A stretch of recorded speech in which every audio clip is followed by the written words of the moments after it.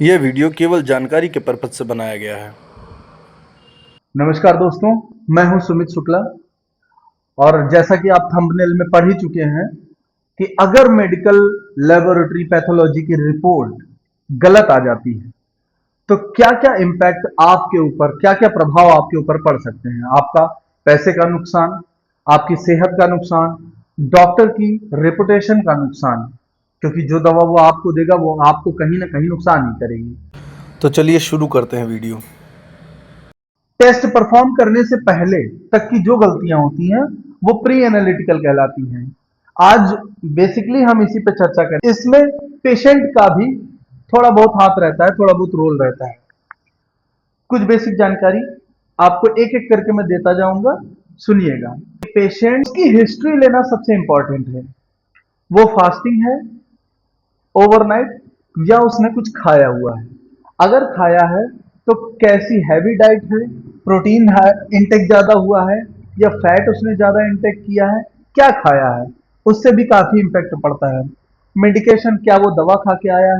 Fasting और non fasting test के बारे में पेशेंट को पहले ही जानकारी देनी है। सेकेंड पोजीशन, आप उसको आराम से 10 से 15 मिनट तक बैठने दें, रेस्टिंग फेज में आने दें, ताकि उसका बॉडी की एक्टिविटीज, मेटाबॉलिज्म सब नॉर्मल आ जाए। उसके बाद आप उसको उनका से लिटा सकते हैं। प्रॉपर बैठने की पोजीशन हो तो बैठा दीजिए। खड़े होकर अगर आप उसका सैंपलिंग करते हैं तो आपका प्लाज्मा वॉल्यूम, एल्बुमिन, ऐसे पैरामीटर पे इंपैक्ट पड़ता है। ये गड़बड़ हो सकते हैं, ये गलत आ सकते हैं। तीसरी चीज है साइट सिलेक्शन। अब आपको सिलेक्ट करना है कि आपको ब्लड निकालना कहां से है। आर्म से निकालना है, अगर छोटे बच्चे हैं तो टो से सॉरी एडी से निकालते हैं, एडी के दोनों साइड से निकालते हैं। और अगर आप वेनस ब्लड निकाल रहे हैं, वेन से ब्लड निकाल रहे हैं, तो ध्यान रखिए, कोशिश करिए कि आपको मीडियम क्यूबाइटल वेन ही मिले। नहीं मिलती है तो बेसेलिक और सिफेलिक वेन भी काम कर सकती है। उसके बाद जब आप साइट सिलेक्शन कर लेते हैं तो ध्यान रखिएगा कि डायरेक्ट ब्लड नहीं निकालना है। उस एरिया को पहले 70% इथाइल अल्कोहल से साफ करना है, स्टेरलाइज करना है, क्योंकि आपकी स्किन पे जो बैक्टीरियाज होते हैं उनको आपको किल करना है। उसके बाद आप बैंड बांधते हैं, टर्निक्यूट हाथ पे बांधते हैं। ध्यान रखिएगा, कभी भी 1 से 1.5 मिनट से ऊपर टर्निक्वेट आपको नहीं बांधना है। अगर आप लंबे समय तक टर्निक्वेट बांधते हैं तो आपका पोटेशियम, प्रोटीन इंक्रीज हो जाता है। इसमें गड़बड़ी आने की चांसेस है। अगर आप पोटेशियम का कोई टेस्ट या प्रोटीन का कोई टेस्ट कर रहे हैं और आपने टर्निक्वेट लंबे समय बांधा हुआ है तो आपका इन टेस्ट में गड़बड़ हो सकता है। निडिल गॉज, इस विशेष तौर पे आपको ब्लड सैंपल लेते समय निडिल गॉज का भी ध्यान रखना है।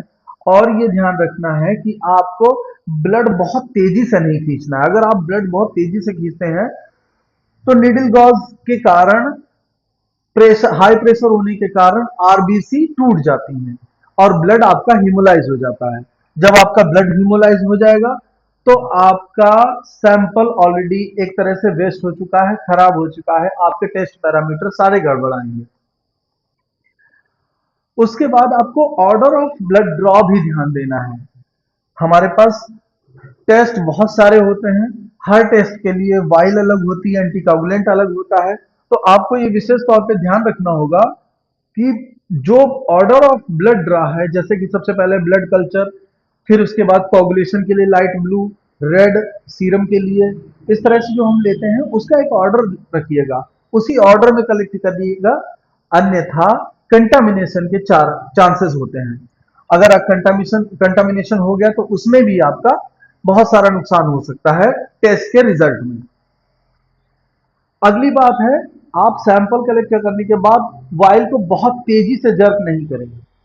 अगर आप तेजी से जर्क करते हैं तब भी चांसेस है हिमोलाइज होने के, आरबीसी टूट जाएंगी, ब्लड में हिमोलिसिस हो जाएगी। मोस्टली 8 से 15 बार तक आप उसको जेंटली जो है मिक्स कीजिएगा। अब क्या क्या रीजन है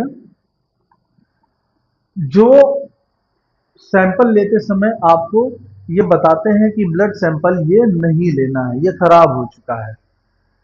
तो कब हम रिजेक्ट करेंगे सैंपल को?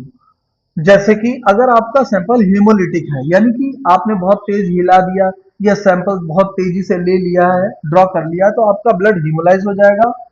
सैंपल जब आप करेंगे तो सीरम भी उसका रेडिश दिखेगा।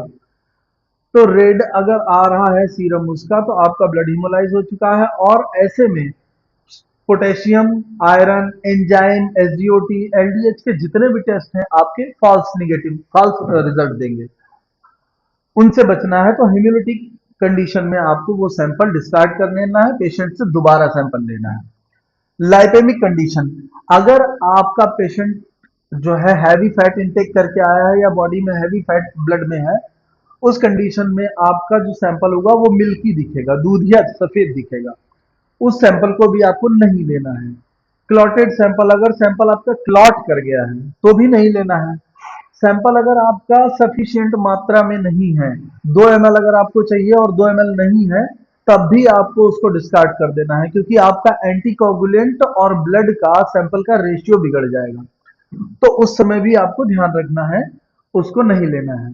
अगला इक्टेरिक अगर है, इक्टेरिक में आपको येलोनेस दिखाई देती है, जैसा कि आपका अगर कोई बिलिरुबिन जिसका पेशेंट का इंक्रीज है उस कंडीशन में जैसे दिखाई देता है, तो आपको येलो अगर दिख रहा है सीरम बहुत ज्यादा, तो आपको इक्टेरिक ब्लड नहीं लेना है। कई बार हम इक्टेरिक सैंपल को डिस्कार्ड नहीं करते हैं। इक्टेरिक सैंपल का डिस्कार्ड करना या ना करना ये डिपेंड करता है कि हमको कौन सा टेस्ट करना है, उसके आधार पर हम करते हैं।